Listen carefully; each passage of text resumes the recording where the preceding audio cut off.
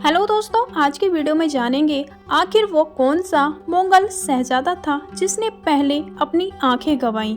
ये कहानी राजपूत माँ से जन्मे उस शहजादे की है जो कभी तख्त ना पा सका।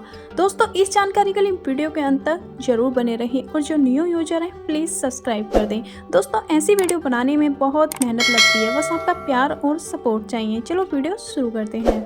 मुगल सल्तनत के तख्त पर बैठने की होड़ में शहजादे एक दूसरे की खून के प्यासे रहे हैं। इस रंजिश को खत्म करने के लिए अकबर ने एक अजीब फैसला लिया था जो बेहद गलत साबित हुआ। मुगल सल्तनत का तख्त एक ऐसा ख्वाब था जिसे पूरा करने के लिए मुगल शहजादे कुछ भी कर गुजरते थे। अकबर तक सब ठीक चला, उसके बाद तख्त के लिए शहजादों में आपसी रंजिश बढ़ने लगी थी। अकबर ने इसका तोड़ निकालने की कोशिश की। जलालुद्दीन इस कोशिश ने एक राजपूत माँ से उसका बच्चा छीना। आज की कहानी ऐसे ही एक शहजादे की जो कभी तख्त ना पा सका लेकिन सम्राट बनने के ख्वाब में पहले आंखों की रोशनी गंवाई और फिर जिंदगी भी। ये कहानी शुरू होती है सन 1569 से। ये वही साल था जब अकबर का ख्वाब पूरा हुआ और शहजादे सलीम का जन्म हुआ। वही सलीम जो आगे चलकर जहांगीर कहलाया। सलीम अकबर की पहली औलाद और तीनों भाइयों में सबसे बड़ा था। 18 साल की उम्र तक सलीम अकबर के पसंदीदा शहजादा हर, लेकिन उसके बाद वह शराब और खनिजों में ऐसा डूबा कि अकबर से देखा नहीं गया। इतिहासकार ऐसा मानते हैं कि अनारकली का किस्सा भी इसी दौर का रहा होगा। अकबर ने सलीम का निकाह आमेर की राजकुमारी मानवाई से कराया। मानवाई अकबर के ही नवरत्नों में शामिल मानसिंह की बहन थी। निकाह के बाद भी सलीम का रवैया नहीं सुधरा। अकबर के 2 और शहजादे थे जिनका नाम मुराद और दनियाल था।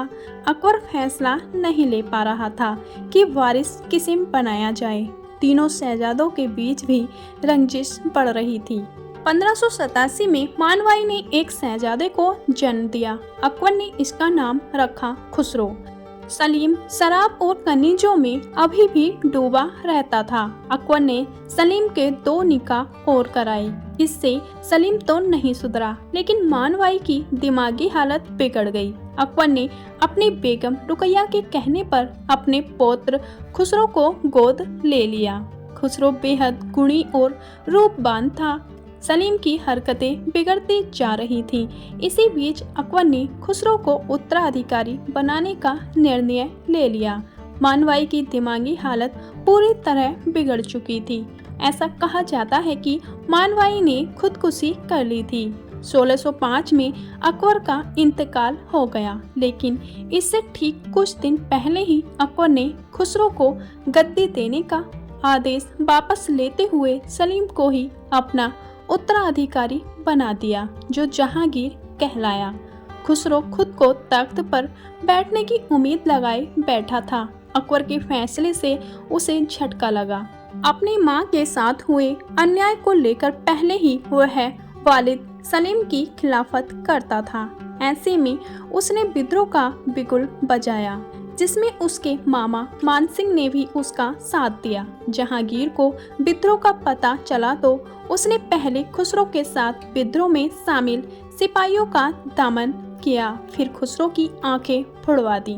अपनी किताब द ग्रेट मुगल में इतिहासकार बेमल बताते हैं, जहांगीर बेहद क्रूर सम्राट था। उसने एक नौकर के हाथ कटवा दिए थे तो अपने ही एक खनिज को जिंदा दफना दिया था। खुसरो जहांगीर का बेटा था। जब खुसरो की आंखें फोड़ दी गईं, तो सलीम ने उसके इलाज का आदेश किया। इलाज किया भी गया लेकिन आंखें पूरी तरह ठीक नहीं हो पाईं। ऐसा कहा जाता है कि खुसरो की आंखों की थोड़ी बहुत रोशनी वापस आ गई थी। एक बार फिर उसकी आंखों में तख्त का ख्वाब पलने लगा था। उस समय तक जहांगीर के परवेज, खुर्रम, शहरयार समेत अन्य शहजादे तख्त के दावेदार हो गए थे। जहांगीर ने अपने बेटे खुर्रम को दक्षिण के अभियान पर भेजा।